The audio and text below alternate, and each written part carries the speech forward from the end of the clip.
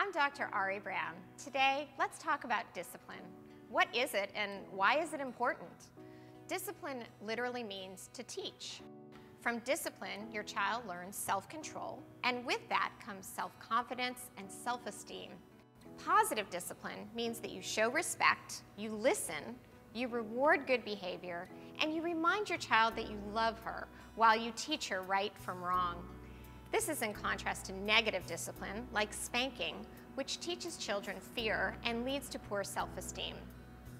Many child-rearing issues fall into the discipline category. Whether it's teaching your child to share a toy, go to bed when he's supposed to, or eat something other than chicken nuggets, it's all about having a plan, setting limits, and then following through with it.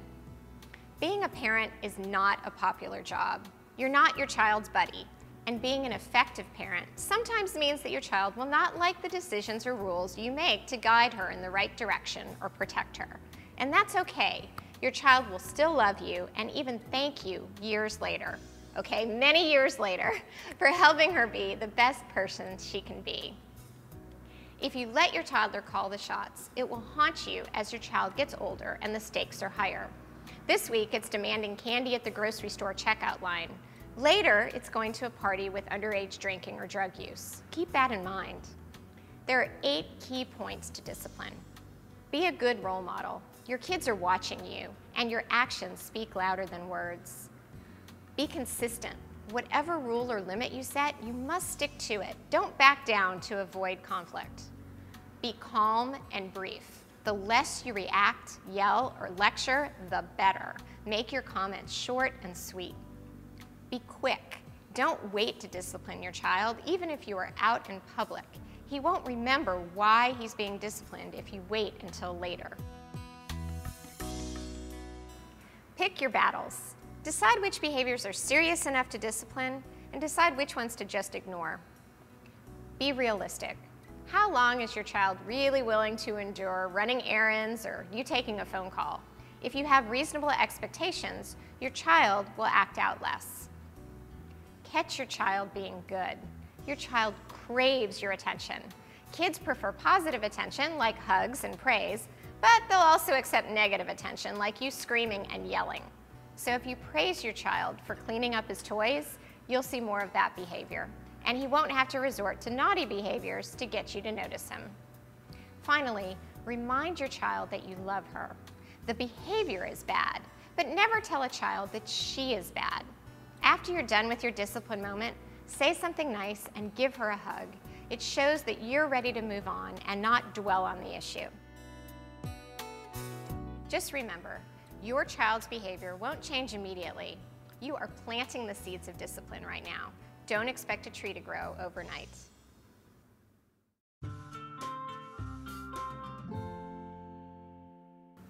I'm Dr. Ari Brown, and I've got some great discipline tips to share with you today. Many methods work, and different ones work for different situations. The key is to be consistent, follow through once you've set up those rules and limits, show respect, and remain calm. Remember, you are your child's role model, and he's watching you to see how you react when you're angry or frustrated. So here are the 4 tips. Tip number 1. Teach natural consequences.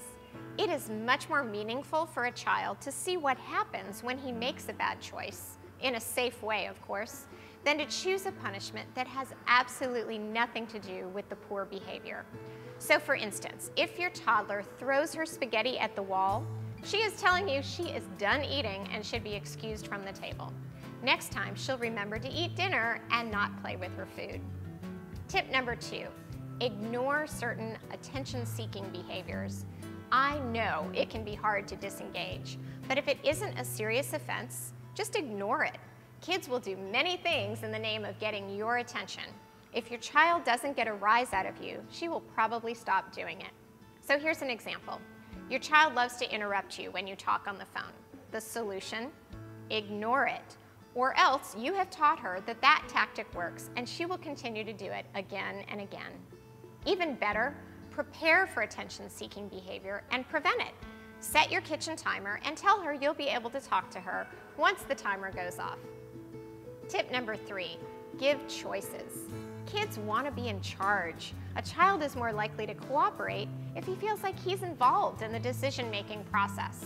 Just make sure those options you give are all things that you want to do anyway, and be careful not to give too many options because that can be overwhelming.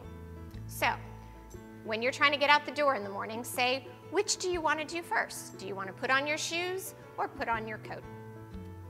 Tip number 4, use timeout. Yes, it really works if it's done correctly and consistently. The whole point of timeout is time away from you. Your child can be moved to a safe place, or you can move away from your child, and that can do wonders to keep you calm and in control. The whole point is, losing attention from you is the most effective way to get your message across. Timeout is reserved for more serious offenses that put the child or somebody else in danger. So for instance, if your child takes a bite out of her friend's arm, she goes directly to Timeout City. Just remember, you won't see immediate success with any of these techniques.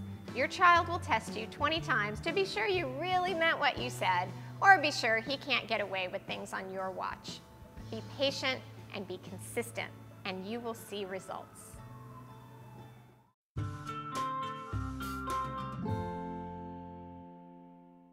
I'm Dr. Ari Brown. Many parents have questions about timeout, so let's talk about it.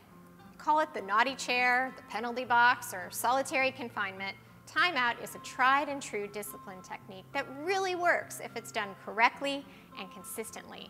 Just like any other method, it has to be used several times to make an impact. Here are the top 7 questions I'm often asked. Number 1, what is timeout? Timeout is time away from you, and that is the most severe punishment you can dish out. Kids crave attention from their parents, so losing it is a big deal. Using timeout signals that the offense is serious. Timeout also gives a child time to think and collect himself. Number 2, when should timeout be used? Some parents worry that their child will spend all day in timeout.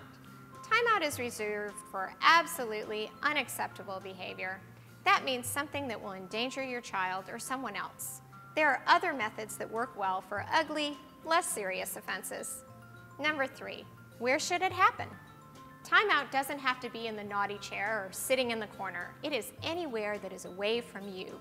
Your child just needs to be someplace where he cannot get hurt if he throws a fit, which he probably will. A younger child can sit on your lap facing away from you, or you can put yourself in timeout and go into your bedroom. If your child is in a safe place, don't worry about it. No matter how you do it, the point is you need to disengage from your child. Number 4, what if your child won't stay in one place?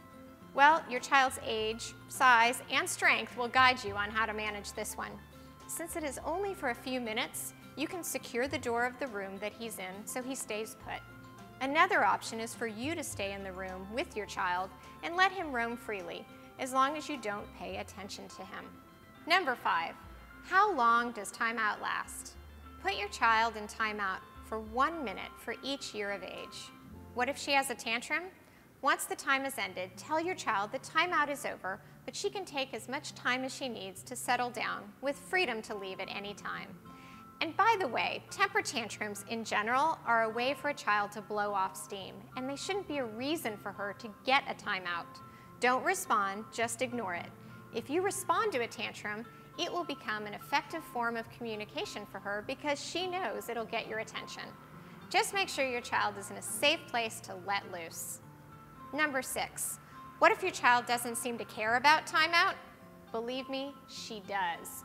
Don't let her fool you. Like any discipline method, it can take several times to see an improvement in behavior. Kids will test the rules to see if they can wear you down. Just be consistent about enforcing timeout, and you will eventually see progress. Number 7, what do you do if you're in a public place? Follow through, and don't wait to do a timeout later. Of course, you may have to get pretty creative. Stepping outside, using a public restroom, or even going out to your car are reasonable timeout options. Good luck.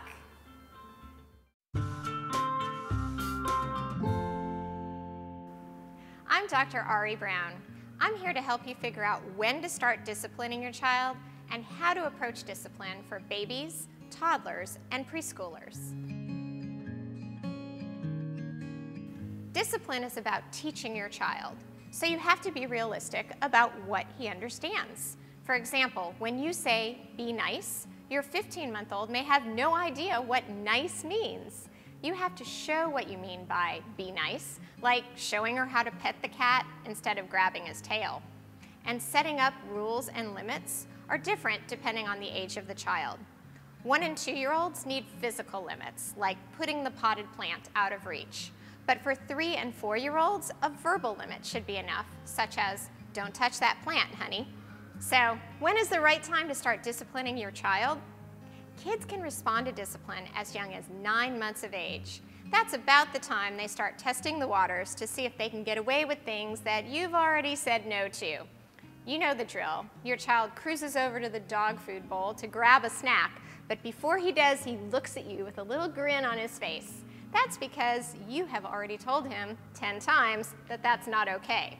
If your child is smart enough to figure out this human behavior, he is more than ready to be disciplined for it. For babies, the best response is redirection.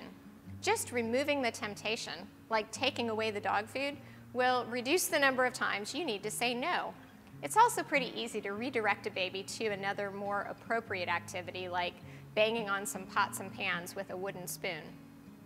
For toddlers, give choices and teach consequences. Toddlers are all about control, so giving them a chance to make decisions makes for fewer power struggles and discipline moments.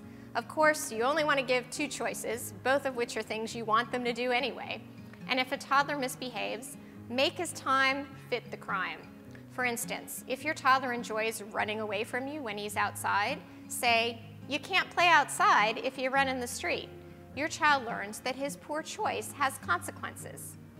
For preschoolers, catch them being good and ignore undesirable behavior.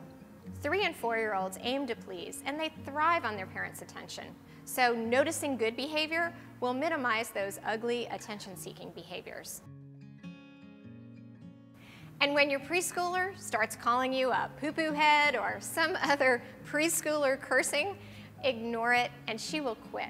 Yes, it's funny the first time, but if you respond to it, you'll hear it 100 more times. Being a parent of a 1- to 4-year-old can be a real challenge, but you will be a pro when your child becomes a teenager. And with teenagers in my own house, I can tell you, teenagers are much easier. Keep your chin up.